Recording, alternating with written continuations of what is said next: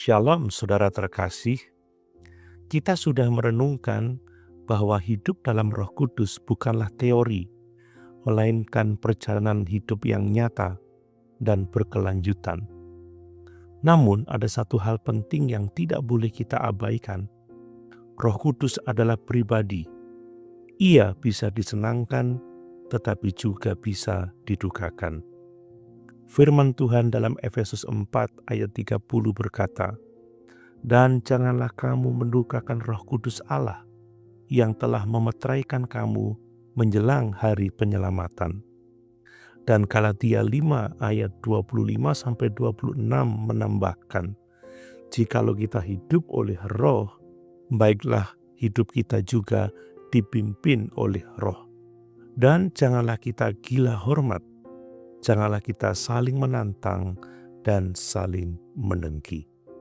Dari ayat-ayat ini, kita bisa melihat bahwa kehidupan yang benar di dalam Roh Kudus adalah kehidupan yang menyadari kehadirannya, menjaga relasi dengannya, dan hidup dalam kasih serta kerendahan hati.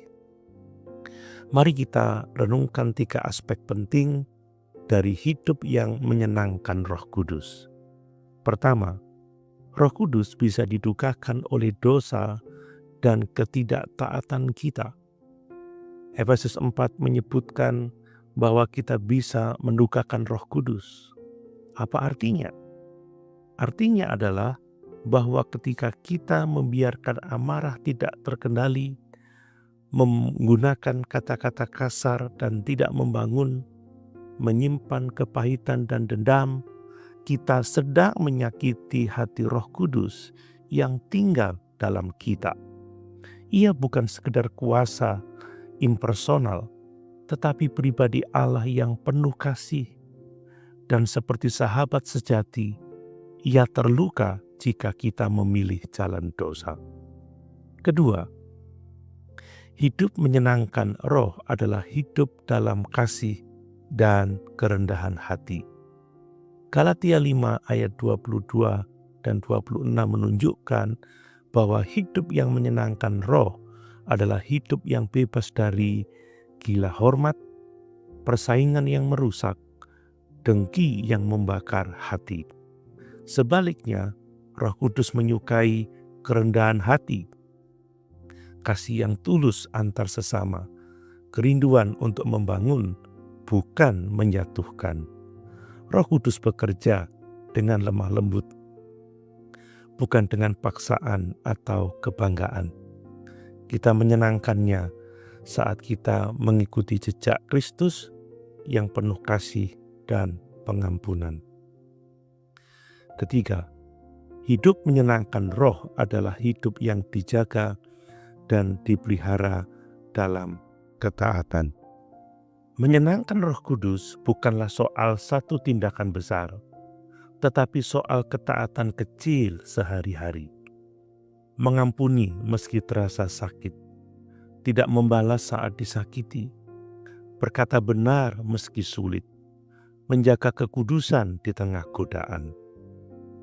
Dalam hal-hal seperti ini, Roh Kudus bersukacita karena ia melihat hati yang terbuka dan hidup yang mau dipimpin. Saudara, mari kita bertanya pada diri kita hari ini. Apakah hidup kita menyenangkan Roh Kudus atau malah mendukakannya? Apakah ada amarah, kepahitan, kesombongan, atau dosa tersembunyi yang harus kita tinggalkan? Roh Kudus tidak akan memaksa kita, tetapi ia selalu rindu menuntun kita kepada kehidupan yang penuh kasih dan damai. Mari kita berdoa. Roh Kudus, ampuni kami jika selama ini kami telah mendukakan Engkau. Kami tidak mau melanjutkan hidup dalam kekerasan hati dan ketidaktaatan. Lembutkan kami, tuntun kami, dan ajar kami untuk hidup yang menyenangkan hati-Mu. Bantu kami seperti Kristus, dalam kasih, kebenaran, dan kerendahan hati. Kami mau hidup bersama-Mu, bukan melawanmu. Dalam nama Tuhan Yesus, kami berdoa. Amin.